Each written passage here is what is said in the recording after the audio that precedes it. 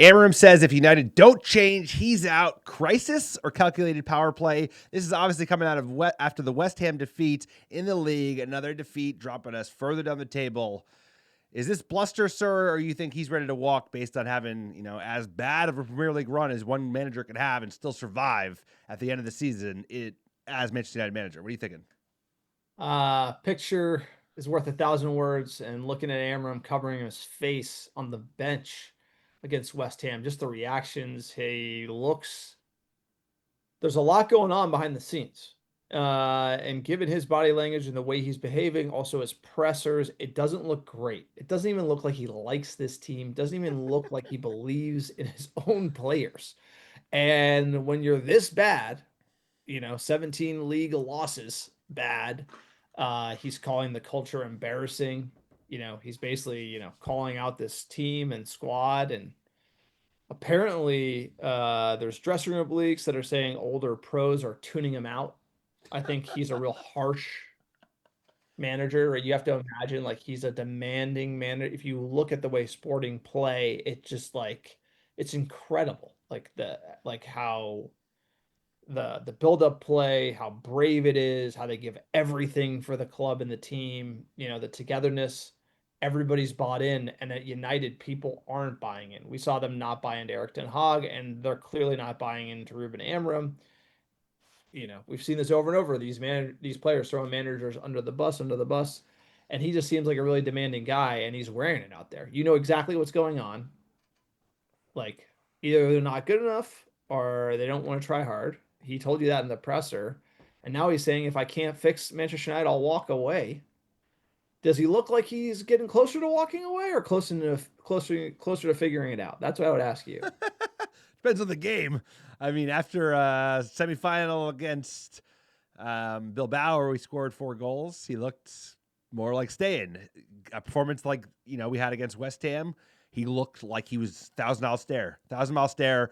The Ruben Amorim we saw in January when things were really, really like there was nowhere to grab, and we thought nothing positive would come out of this season. So, I mean, he looks in a position where, like you said, the way he wants to play is a young man's game. It's for young, hungry players that are looking to prove themselves and show that they will grind and work so much harder than any other team. And that's going to be the backbone of our success is we're going to be one of the hardest working teams. We do not have that in United. There's a couple of players, Bruno Fernandes and Mason Mount, I think are really the only players that would speak to the kind of work rate you needed for a playing style of his like. But, we've also seen manager after manager after manager get broken in half by this club.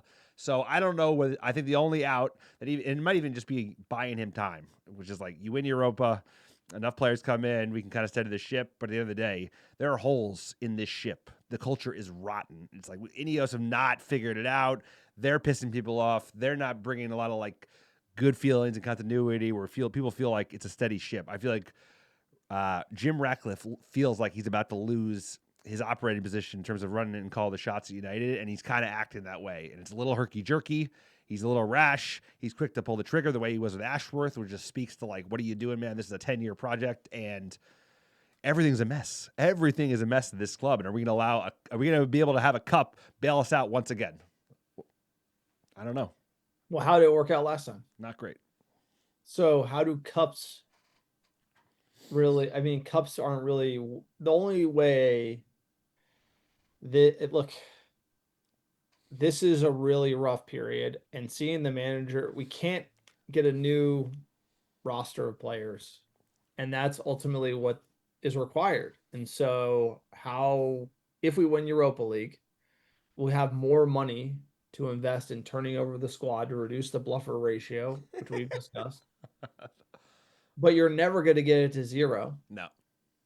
And there's always going to be the Delos and the Lindelofs hanging around, and the Luke Shaws and Jadon Sancho's contract that you can't get gone, Rashford coming back. You don't worry. They're all coming back. Don't you remember the Sancho's coming back spin?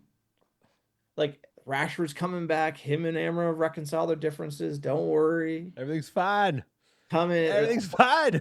Bro, and that's because nobody wants to just eat the L's. You got to eat this money. You got to take these losses on players, and you got to move on. You got to eat it, dude.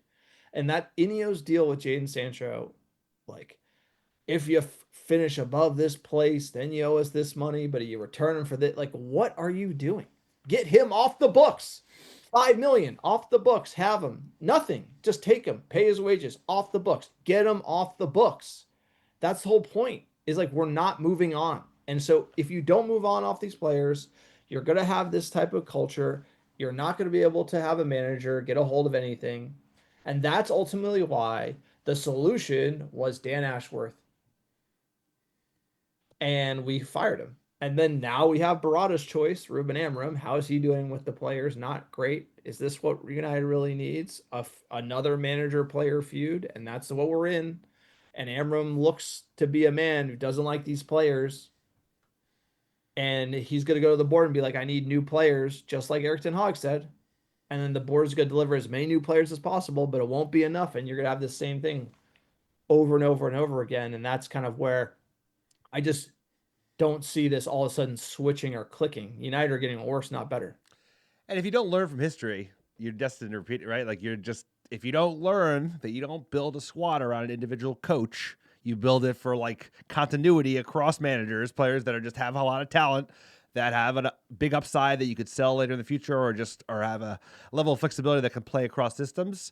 You screw yourself, especially when you compound that with bad recruitment, which we've seen for so long at Manchester United, in terms of paying over the odds for players that we have no business doing so. So I have to agree, sir. I mean, I think that's telling. That photo, there's that mark on his hand. He definitely punched the wall in the last couple of weeks. I don't know what he had a Band-Aid on his hand during the Bilbao Leg 2 game. He's a fiery coach. Yes. It's all falling apart at the same time. And the only thing is, like, Europa League is probably just kicking the can. I think if we lose Europa League, I've seen what happens when we lose a cup like that to a team like we would against Spurs. That's like losing to Villarreal. It's not much different. He's out by the end of the year, like 25. Like you look at Graham Potter. Graham Potter coming from West Ham. He'll be your manager by year end, by Boxing Day 2025.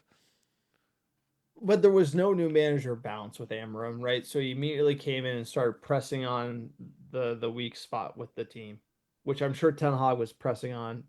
It's like, and I just feel like it's a really difficult position for Amorim to be in. He comes in fighting a war with the existing players, and then now can you sign? It's just like Ten Hag. Like, can you? He. How many players did Ten Hag fall out with?